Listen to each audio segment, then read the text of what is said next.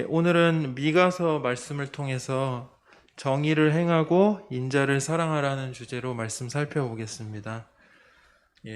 지난주까지는 제가 요나서 말씀 살펴봤고 지난주엔 나훔을 살펴봤는데요. 오늘 서선지서 중에 미가서를 통해서 함께 말씀 살펴보겠습니다.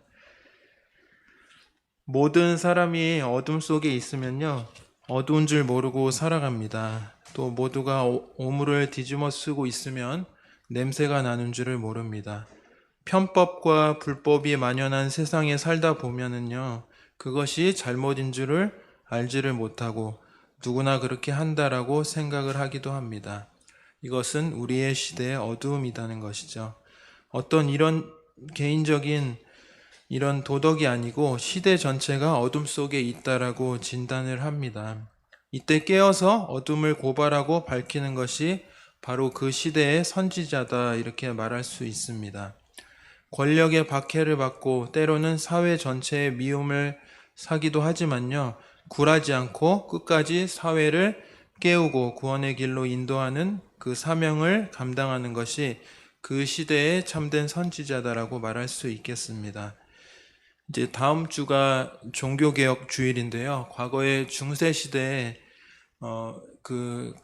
로마 카톨릭이 굉장히 타락했을 때 그 당시에 탁발 수도승이라는 분들이 있었는데, 이분들이 교황을 향해서 교황이 많은 권력과 또 물질을 보여줄 때 탁발 수도승 같은 분들이 그 권력의 박해를 받으면서도 옳은 이야기를 했던 그런 선지자적인 말을 했었다고 합니다. 오늘은 소선지서 12권 중에서요, 오늘은 6번째 책인 미가서를 보려고 하는데요. 이 미가서는 총 7장으로 되어 있습니다. 7장으로 구성되어 있는데 당대의 죄악을 아주 준엄하게 고발하고 또 하나님의 심판의 재앙을 선포하면서 동시에 구원의 길을 제시하는 그 예언의 전형적인 구조를 가진 책이다라고 말할 수 있겠습니다. 여러분, 제가 도표를 하나 가져와 봤는데요. 예언서, 선지서의 구조는 3가지 특징이 있습니다. 모든 선지서의 구조는 이런 거예요. 당시에 죄를 들춰내는 것이고 정죄를 하고, 첫 번째는. 그리고 두 번째, 하나님의 심판을 예언하고 이제 그렇게 말씀을 하였고, 선지자들이 그런 이야기를 했었죠. 그리고 세 번째, 그러나 구원의 길을 제시하는 이것이 예언서의 구조입니다. 미가 선지자가 활동했던 시기는 이사야 선지자와 겹치는 시기입니다. 주전 8세기, BC 8세기로 우리가 보는데요. 이 BC 8세기는 이 지중해 지역에 있어서 격동의 시기임을 알 수 있습니다. 우리가 눈여겨봐야 될 시점이 바로 주전 8세기인데요. 왜냐하면 그 주전 한 1000년, BC 1000년경이 보통 우리가 다윗 또는 솔로몬 시대라고 이렇게 말을 합니다. 다윗 왕과 그로부터 한 200~300년 지난 주전 8세기를 이제 이 미가서로 보고 있는데요. 이 주전 8세기에는 북방의 호랑이였던 강자인 아수르라는 제국이 본격적으로 남진을 해서 그 당시에 또 라이벌이었던 애굽을 향해서 정복 정쟁을 펼치고, 그 와중에 북이스라엘이 멸망을 당하게 됩니다. 그때가 주전 BC 722년 또 723년경이라고 하는데요. 아수르의 사르곤니스에 의해서 멸망을 당하게 됩니다. 북이스라엘은 주전 722년경에 멸망당하고요. 그로부터 한 140년경 지나서 남유다도 주전 587년, 586년경에 멸망을 당하는데요. 남유다 역시도 이 북이스라엘이 멸망당한 이 시절에 아주 주전 8세기에 위태로운 그런 상황에 처하게 됩니다. 그동안은 그 지역에, 조금 전에 제가 다윗이 주전 한 1000년경이라고 말씀을 드렸죠. 다윗 왕이. 그 지역, 다윗 왕 때는 그 지역에 이웃 나라들이, 괴롭히는 나라들이 있었지만 블레셋이나 에돔, 모압, 또 암몬, 아람이나 다메섹 같은 이런 나라들이 그런 그 침략은 해오긴 했지만 고만고만한 나라들이었습니다. 그렇게 있었지만 이제 주전 8세기가 되면요, 아수르가 이렇게 커다란 제국을 이루고 이제 침략을 하게 됩니다. 이 그 제국에서 그 제자가 여러 제자 아닙니까?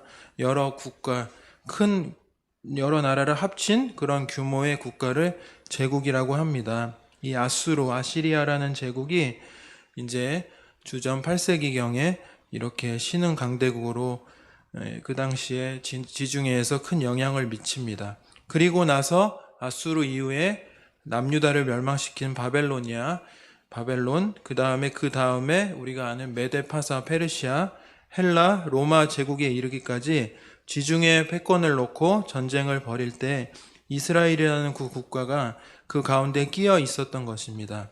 이 이스라엘이 이런 강대국들 사이에 끼어 있었는데요.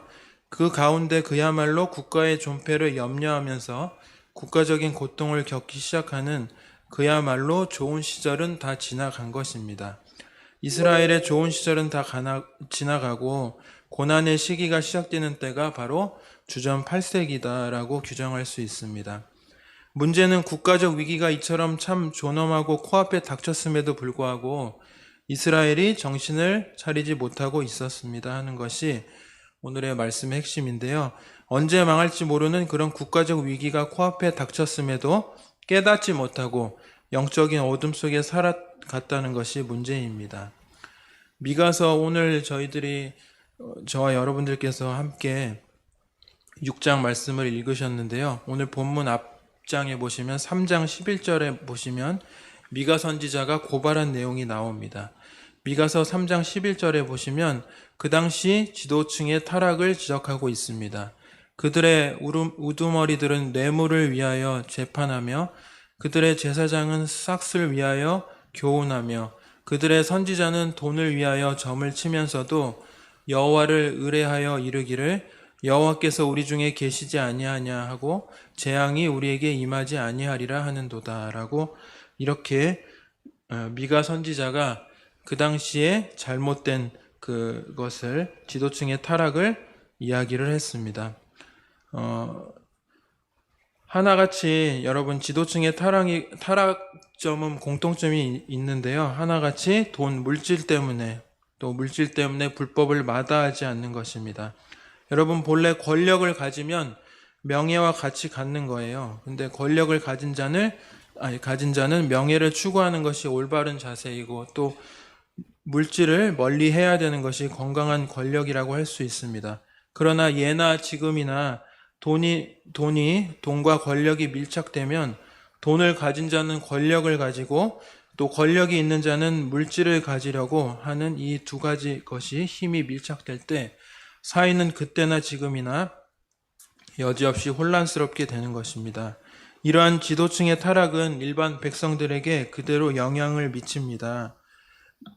미가서 7장에도 이런 말씀이 있어요. 2절과 3절 말씀에 보시면 경건한 자가 세상에서 끊어졌고 정직한 자가 사람들 가운데 없도다.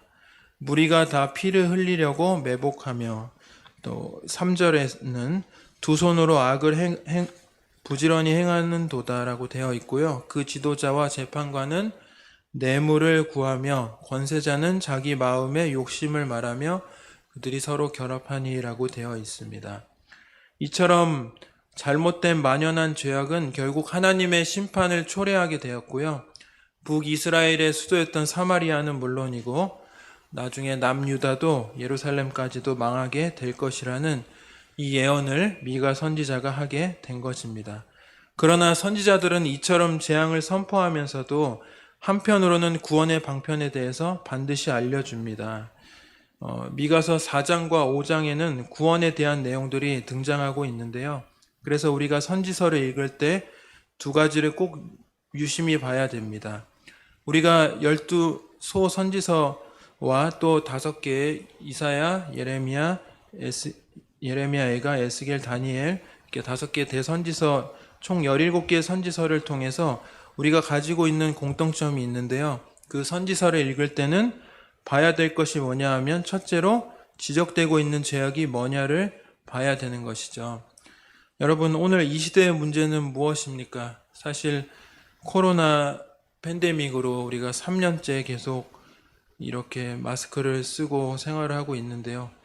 여러분 이 시대의 문제는 뭐라고 생각이 드십니까?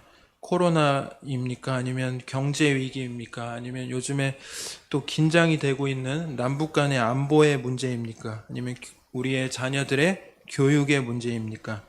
그런 것이 아니라는 것입니다. 이 시대를 뒤덮고 있는 것은 이런 죄악이든지 개인의 취향이라든지 어떤 자기의 어떤 기호나 치부하는 그런 내가 좋아하는 건데 분명히 잘못된 것임에도 불구하고 개인의 어떤 취향이 될 경우에는 건드릴 수가 없는, 관심이 없는 것 같은 지금 이 시대에 어떤 영적인 문제가 있습니다. 근데 이런 것을 치부를 드러내는 것이 선지자의 매우 중요한 역할입니다. 어떤 목사님이 교회에 대해서 바른 말씀을 하시더라고요. 요즘 교회가 백화점이 됐다. 성도들이 고객이 되고, 목회자 세미나 같은 데에서 말씀을 하셨는데, 성도들을 그냥 주차장 있냐고 물어보는 경우도 있다는 거죠. 그리고 우리의 자녀들 교육하는 게 있냐. 백화점식으로, 참 안타까운 시절에, 그런 시절에도 그분은 참 바른 말을 하시더라고요. 또 선지자의 또 역할을 하고 계시는 걸 봤는데, 또 저도 목회자로서 이러한 시대에 정말 바른 말을 하기가 쉽지 않은데 그런 것들을 좀 도전받고 생각을 해봤습니다. 선지자의 매우 중요한 역할은 그 시대의 잘못된 것들을 치부를 드러내는 것이라고 말씀을 드렸죠. 듣고 보니까 나는 이게 큰 병인 줄 알았는데 선지자가 얘기하는 것 보니까 전혀 이상한 병을 끄집어내서 그게 더 심각하다 그래서 선지자를 볼 때는 그 드러내는 치부가 무엇인지를 우리가 볼 줄 알아야 되는 것이고, 동시에 제시하는 구원의 길이 어떤 것인지를 보여주는 것이 선지서를 읽는 법입니다. 자, 그래서 아까 세 가지 도표도 보여드렸는데 정죄, 그 다음에 심판, 그리고 구원의 길이라고 말씀을 드리는 것이죠. 미가서는요, 여러분, 문장은 여러 전문가들 입장이 볼 때 상당히 그 문학적 수준이 높다는 평가를 받는다고 합니다. 미가 선지자는요, 이사야 선지자와 동시대의 사람이지만 모레셋이라고 하는 그런 작은 도시 시골 출신입니다. 이사야 선지자는 아주 유복하고 높은 지식이 있는 그런 선지자라고 할 수 있지만, 또 미가는 아주 작은 지역인 모레셋 사람 출신입니다. 그럼에도 불구하고 미가서가 이렇게 문학적 수준이 높다고 많은 분들이 말씀을 하는데요. 미가 선지자가 사용하는 문구들이 상당히 높은 교육률을 느끼게 하는 그 수준을 느끼게 하는 좋은 문장들이 많다고 합니다. 미가라는 뜻은요, 제가 오늘 두 가지 살펴볼 텐데, 첫 번째는 미가 야후라는 의미인데, 이 미가 야후가 여호와와 같은 이가 누구냐는 그런 의미입니다. 그래서 원래 미카 또 미가라고 하는데, 이 미가는 미가 야후의 축약형입니다. 그래서 미가 야후라는 의미가 주님과 같은, 여호와와 같은 이가 누구냐라는 그런 뜻을 가진 축약형이라고 할 수 있겠죠. 그래서 주와 같은 신이 누가 있느냐는 그런 뜻입니다. 근데 실제로 이 말씀이 미가서에 등장합니다. 그래서 미가서 7장 18절 이하에 19절 20절에 보시면 주와 같은 신이 어디 있으리까 라고 이렇게 나와 있습니다. 미가서 7장 18절 말씀에 보시면 하나님의 성품을 등장하는 말씀이 또 이어서 나오는데요. 미가 야후가 주와 같은 신이 어디 있느냐고 말씀을 드렸고요. 18절 이하 19절 20절에 보시면 제가 따옴표를 해놔서 여러분들이 찾아내셨을 거라고 생각이 합니다. 여러분, 하나님의 성품을 나타내는 중요한 단어가 18절에도 나오고 20절에도 나오는데요. 바로 인애라는 단어입니다. 우리가 인애하신 구세주와 함께 아까도 찬송 드렸지만 여기서 18절에 보시면 인애를 기뻐하심으로 라고 표현이 되어 있고 20절에도 보면은 인애를 더하시리다 라는 표현이 쓰여져 있습니다. 이 인애라는 단어는요, 자비라는 의미가 있는 히브리어 헤세드라는 단어인데요. 우리가 많이 들어봤을 것입니다. 이 헤세드라는 단어는 히브리어로 인애, 자비, 또 하나님의 사랑을 뜻하는 단어입니다. 하나님의 성품 중에 자비, 사랑을 뜻하는 단어인데요. 특별히 죄와 허물에도 불구하고 끝까지 용서하시고 새롭게 하셔서 끝까지 사랑하는 언약적 사랑을 뜻한다라고 할 수 있겠습니다. 인간의 사랑이 아니고요. 세상의 군주들의 사랑이 아닙니다. 잘하면 사랑하고 못되면 내어쳐버리는 그런 조건적 사랑이 아니고요. 언약적 사랑이고 끝까지 사랑하시는 하나님의 그 사랑과 자비를 나타나는 단어가 이네이고 헤세드인 것입니다. 호세아 선지자를 주님께서 부르셨을 때 호세아가 끝까지 고멜을 포기하지 않았듯이 하나님께서 우리를 사랑하신다는 뜻을 알 수 있습니다. 이 미가서에서 가장 인기 있는 구절을 꼽는다면요. 오늘 미가서 함께 읽으신 6장 6절에서 8절까지 말씀인데요. 이 미가서 6장 8절 말씀을 많은 사람들에게 사랑을 받고 있습니다. 미가서 6장 8절 사람아 주께서 선한 것이 무엇임을 내게 보이셨나니, 여기서 다른 번역에는 너 사람아라고도 되어 있는 성경도 있고요. 또 이 사람아라는 표현이 되어 있기도 합니다. 이 구절은요, 많은 분들이 사랑을 하셨는데 특별히 우리가 잘 알고 있는 미국의 39대 대통령인 지미 카터 대통령이 이 말씀을 좋아했다고 합니다. 그리고 그의 취임식 연설문에서 이 구절 미가서 6장 8절 말씀을 인용하였다고 합니다. 여러분, 이 8절은요 6절, 오늘 읽으신 6절 말씀의 질문의 답이라고 보면 됩니다. 6절에 어떤 질문을 하고 있습니까? 내가 무엇을 가지고 여호와 앞에 나아가며 높으신 하나님께 경배할까라고 나와 있죠. 이런 질문을 드릴 때 8절이 답인데요. 우리가 무엇을 가지고 하나님께 나아가서 무엇으로 하나님을 예배해야 하나님께서 기뻐하실까? 그런 내용입니다. 수많은 우리가 예배를 드리는 그리스도인들이고 더욱이 코로나 팬데믹을 지나면서 정말 비대면 온라인 예배를 드리는 상황까지 됐었는데요. 우리가 이 말씀을 통해서 아주 중요한 질문을 듣게 됩니다. 6절에 무엇을 가지고 미가는 먼저 당시의 이스라엘 제사가 아주 근본적으로 잘못되었다고 지적을 하고 있고요. 7절 말씀에 이렇게 쓰여져 있죠. 여호와께서 천천의 순양이나 만만의 강물 같은 기름을 기뻐하실까? 내 허물을 위하여 내 마다들을 내 영혼의 죄로 말미암아 내 몸의 열매를 드릴까라고 쓰여져 있는데요. 여러분, 이 기록에 등장하고 있는 사건, 이스라엘도 이 당시에 마다들을 제물로 드리는 고대의 여러 가지 그런 것들이 있었다고 합니다. 그런데 그런 율법에서 금지하고 있는 하나님께서 참 역겹게 생각하는 지심을 알 수 있는데요. 하나님께서 이런 많은 제물을 드리고 천천의 순양이나 만만의 강물 같은 기름, 그러나 기뻐하시지 않고 오히려 미워하신다고 쓰여져 있습니다. 그것이 율법에 규정된 제사의 방식이지만 제물을 드리고 제사를 드리는 것 자체를 하나님께서 싫어한다고 쓰여져 있습니다. 제사법은 하나님께서 주시는 거였거든요. 그 제사 자체를 하나님께서 부정하시고 싫어하시는 것은 아니지만 그것만 가지고는 안 된다라는 것은 알 수 있습니다. 우리가 구약엔 제사를 드렸죠. 지금은 예배를 드리는데요. 예배 의식이라든지 예배하면 어떤 우리가 함께 찬송 드리고 기도하고 또 주님께 봉헌 드리는 이런 시간들이 있지 않습니까? 그러니까 우리가 이렇게 드리는 이것들도 참 중요하지만 우리가 예배를 잘 드렸다는 생각을 하지만 그것을 가지고만은 안 된다는 것이죠. 수천 마리, 수만 마리 양을 죽이고 소를 죽여서 바쳐봤자 그것은 오늘 미가서 말씀대로 하나님 기뻐하시지 않는다. 하나님이 예배 드릴 때 요구하시는 것이 있는데요. 그것이 뭐냐면 바로 8절 말씀입니다. 두 번째, 우리가 정의를 행하고 인자를 행하라. 첫 번째 미가 야후, 두 번째는 무엇으로 경배할까에 대해서 지금 살펴보고 있는데 미가서 6장 8절 말씀에 제가 뒤에 빨간 글씨로 쓰여져 왔죠. 여호와께서 내게 구하시는 것은 오직 정의를 행하며, 오늘 말씀 제목입니다. 정의를 행하며 인자, 여기서도 인자가 헤세드라는 단어입니다. 인자를 사랑하며 겸손하게 내 하나님과 함께 행하는 것이 아니냐라고 말씀을 하고 있습니다. 여기서 말씀하듯이 정의를 행하고 우리가 하나님의 사랑, 인자를 실천하고 또 겸손하게 하나님과 행하는 것이라고 되어져 있습니다.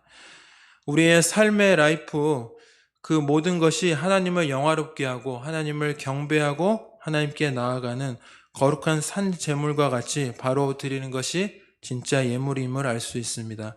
여러분, 사도 바울도 로마서 12장에 보면 너희 몸을 거룩한 산 제물로 드리라는 표현을 쓰고 있지 않습니까? 하나님께 나아갈 때 나갈 제물은 그 많은 제물을 드리는 것도 중요하지만 그것 이전에 우리의 삶을 하나님께 나아가는 것이 하나님께서 원하심을 알 수 있습니다. 주일에 예배드리는 모임도 중요하고 봉헌 드리고 우리의 모든 예배 순서도 중요하지만요. 또 그것을 가치 있게 또 의미 있게 만들어주는 것은 6일간의 또 7일간의 그 삶이라는 것입니다. 중요한 말을 만들어 봤어요. 제가 한번 글을 가져와 봤는데요. 어떻게 예배하느냐는 어떻게 사는가와 밀접하게 연결될 것이다. 예, 이 말씀을 생각해 봤는데 우리가 어떻게 예배하는 것은 어떻게 사는가와 밀접하게 연결되어 있음을 알 수 있습니다. 그래서 어떻게 우리가 무엇으로 경배해야 될까요? 어떻게 살아야 될까요? 세 가지인데 첫 번째는 정의롭게 살아가야 된다는 것이고요. 그리스도인들은 정말 하늘의 언어들을 사용해야 된다는 것이죠. 한 1년 전, 2년 전에 그런 이야기 들어보셨을 겁니다. 아빠 찬스, 장관 찬스, 무슨 찬스, 어떤 직위에 있는 것을 기회로 찬스, 근데 이런 직위에 있는 것은 기회를 부를 축적하고 어떤 자신의 사리사욕을 챙기는 것을 이제 찬스로 이런 얘기를 했는데요. 여러분, 이런 찬스보다 우리는 우리의 아빠, 아버지 대신 하나님 찬스를 써야 될 줄 믿습니다. 제가 서두에 어두움이 깊게 들이우면 어두운 줄을 모르는 거죠 라고 말씀을 드렸죠. 정의롭지 못한 이런 시대 가운데 우리가 또 정의롭게 또 아빠, 아버지 찬스, 예수님, 지저스 찬스를 쓰면서 정의롭고 또 손해보는 것 같지만 믿음으로 살아간다면 여러분들을 귀하게 하나님께서 쓰실 줄 믿습니다. 두 번째는 하나님을 경배하는 사람들은 인자 헤세드를 베풀어야 된다는 것이죠. 여기서도 인자가 헤세드라는 단어를 사용했는데요. 하나님께서 그러셨던 것처럼 우리에게 소외된 이웃에게 또 사랑과 선행을 베푸는 일에 인색하지 말아야 됩니다. 예배의 형식이나 또 그런 것도 중요하지만 삶이 엉망이면서 정의롭지 못하면서 제물로 하나님의 눈을 가리려고 하는 것은 잘못된 것이고 하나님 기뻐하시지 않는 제물임을 아시기 바랍니다. 그리고 세 번째, 겸손하게 하나님과 동행하라는 것이죠. 어찌 보면 경건이라는 것을 이 겸손을 통해서 잘 말씀하고 있는데요. 매사에 무슨 생각이나 일이든지 저도 가끔 욱할 때가 있는데 그렇게 하면 안 되고 하나님과 보폭을 맞추고 무슨 일이든지 앞서지 말고 하나님과 뒤서지 말고 하나님과 더불어서 보폭을 같이 해서 늘 살아가야 하는 것이 경건의 핵심이고 또 정의와 인자의 어떤 전형적인 모습이라고 할 수 있겠습니다. 겸손이라는 복음성가 가사에 이런 가사가 있어요. 어떠한 자기 주장도 버리고 오직 모든 것을 주님 뜻에 맡기며 내가 강한 것이 아니라 주가 강함을, 주님께서 강함을 보여줌이 진정한 겸손이라는 가사가 있습니다. 겸손은 겉사람이 드러나지 않고 속사람이 드러나는 것이라고 했고요. 하나님과 가장 가까운 사람이 바로 겸손한 사람이라고 하였습니다. 여러분, 우리가 하나님과 동행한다면 정의롭고 인자롭게 살아갈 수 있습니다. 코로나19는 우리의 예배당 중심의 구조에서 교회의 많은 것들을 바꾸어 놓았습니다. 각자의 삶의 공간으로 예배 중심을 옮겨 놓았고 예배를 분산시킨 것입니다. 전에는 그냥 다 모여서 그게 우리가 예배를 치고 평가해야 됐습니다만 이제는 우리가 속해 있는 집과 직장, 일상의 공간에서 하나님을 예배하고 동행하는 것이 아주 중요한 과제가 되어 있습니다. 바라기는 혹여라도 이런 신앙생활의 루턴이 깨어짐으로 인해서 예배를 점점 멀리하고 믿음에서 은혜가 떨어지는 성도님들이 하나도 없기를 바랍니다. 정의롭고 자비롭고 자비롭게 그리고 겸손하게 하나님과 동행하시고, 그래서 하나님 앞에 살아갈 수 있다면, 또 하나님을 경배하신다면 하나님이 기뻐하시는 예배자들이 될 줄 믿습니다. 일상적으로 우리가 정말 그렇게 예배를 드릴지라 이렇게 좀 뭔가 부족해 보이는, 지금은 이제 좀 풀려서 함께 예배 드리고 있지만 지금도 온라인으로 비대면으로 함께 예배 드립니다만요. 그럴지라도 협소하고 좀 불비한 상황 속에서도 드려지는 기도와 찬양과 예배는 우리의 또 정말 진짜 예배가 되는 것이고, 하나님께서 기뻐하시는 예배 자리 되시기를 바랍니다. 말씀을 맺겠습니다. 우리가 미가서를 볼 때 세 가지 중요 성구, 다 중요한 말씀입니다만 중요한 성구가 있어요. 아까 7장 18절에서 20절 누가 주와 같은 이가 신이 있으리까 미가 야후 말씀드렸고, 오늘 본문 말씀 미가서 6장 6절에서 8절 말씀이고요. 세 번째는 바로 미가서 5장 2절 말씀입니다. 한 군데 더 있는 이 구절은요, 미가서 5장 2절은 바로 이런 말씀이죠. 마태가 인용한 말씀인데요. 베들레헴 에브라다야, 너는 유다 족속 중에 작을지라도 이스라엘을 다스릴 자가 내게로 나올 것이라. 이는 근본의 상고의 영원히 있느니라. 이렇게 되어 있어요. 여기서 베들레헴이 나오는데 예수 그리스도의 탄생과 관련해서 예언 구절로 인용이 된 말씀입니다. 예수님께서 베들레헴에서 탄생하셨고 나사렛에서 자라셨지만 탄생하신 곳은 베들레헴임을 정확히 알 수 있죠. 미가서 5장 2절에 이어서 쭉 내려가면 5절에도요, 미가가 이런 결론을 내리는데, 이 사람은 평강이 될 것이다. 바로 예수 그리스도를 말씀하시는 건데, 예수 그리스도는 우리의 구주이시죠. 그 평강이 되실 주님을 잘 설명하고 있습니다. 그 예수님이 우리를 구원하셨고 앞으로도 어떤 위협 속에서 우리를 구원하시고 치료해 주실 것입니다. 예수님과 같은 분은 없습니다. 여러분 믿으십니까? 우리가 만약 어떤 찬스를 쓴다 그러면 아까 아빠, 아버지, 하나님 찬스 말씀드렸지만 지저스 찬스를 써야 된다라는 것은 우리에게 예수님과 같은 분은 없습니다. 우리의 이목을 가리는 모든 잡다한 우상들을 제거하시고 오직 예수님만 붙잡고 승리하시기를 주님의 이름으로 기도드립니다. 이 시간 이제 제가 마지막 찬송 함께 에 대한 설명 잠깐 드리고요. 찬송 한 장 하시고 말씀 마치도록 할게요. 19세기에 놀라운 부흥을 일으켰던 드와이트 무디라는 분 아시죠? 이 무디는 미국과 온 유럽을 복음으로 변화시킨 위대한 사람입니다.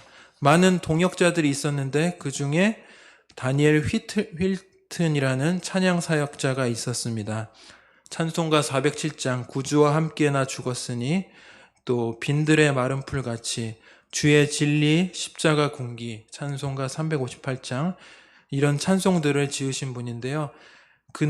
다니엘 휠튼은 남북전쟁에 나갔다 수류탄이 터져서 오른쪽 팔을 잃고 말았습니다. 그가 젊은 나이에 팔 하나를 없어졌으니 내가 어떻게 살아, 내 인생은 끝났구나 낙심을 했습니다. 그의 어머니가 독실한 크리스찬이었는데요. 아들아, 문제가 생길 때마다 성경을 읽어라. 그래서 그냥 너무 낙심이 돼서 성경을 펴서 매일같이 병원에서 시간이 날 때마다 성경을 읽었다고 합니다. 근데 어느 날 그 병원에서 간호사 선생님이 그를 찾아왔습니다. 휠튼 선생님, 지금 한 소년이 고통 가운데 죽어가는데 가서 좀 기도 좀 해주세요. 매일 성경을 보니까 휠튼이 믿음이 아주 좋은 사람인 줄 알고 와서 부탁을 한 것입니다. 사실 이렇게 믿음이 좋은 사람이 아니었고 마음의 위로함을 받으려고 그냥 성경을 읽었던 것인데 평생 기도도 한 번 안 해봤는데 기도해달라고 그러니까 아이 나 기도 못해 그렇게 말했다고 합니다. 그런데 막상 죽어가는 고통 가운데 죽어가는 소년을 보니까 너무 안타까워서 불쌍해서 그 소년에게 가서 기도를 해 주었습니다. 기도를 해본 적이 제대로 없다 보니까 그냥 중얼거리면서 소리를 내면서 소년에게 이렇게 편안함을 달라고 기도를 드렸다고 하는데요. 근데 그 고통 가운데 몸을 치던 그 소년이 마음의 평화로움을 얻고 마음 편하게 변화되어서 주님의 부르심을 받고 천국으로 갔다고 합니다. 휠튼은 이 일을 경험하면서 하나님께서 나처럼 팔 하나도 없고 쓸데없는 자, 쓸모없는 자도 택하셔서 주님께서 일하시는구나. 너무 감사해서 그가 지은 찬송이 우리가 찬송가 310장 하나님의 은혜로 찬송입니다. 1절 가사에 이렇게 쓰여져 있죠. 하나님의 은혜로 이 쓸데없는 자 왜 구속하여 주는지 난 알 수 없도다. 내가 믿고 또 의지함은 내 모든 형편 아시는 주님. 늘 돌보아 주실 것을 옛날엔 돌보아 주실 것을 늘 보호해 주실 것을 나는 확실히 아네. 그렇습니다. 우리의 인생을 살아가는데 모르는 것 투성입니다. 그러나 주님께서 나를 아시고 돌보신다는 이 사실, 확실한 사실만 우리가 믿음으로 붙잡고 있다면 우리의 일생에 주님의 은혜와 사랑, 긍휼하심이 임하는 복된 인생이 될 것입니다. 이 시간 함께 하나님의 은혜로 함께 찬송 드리시겠습니다.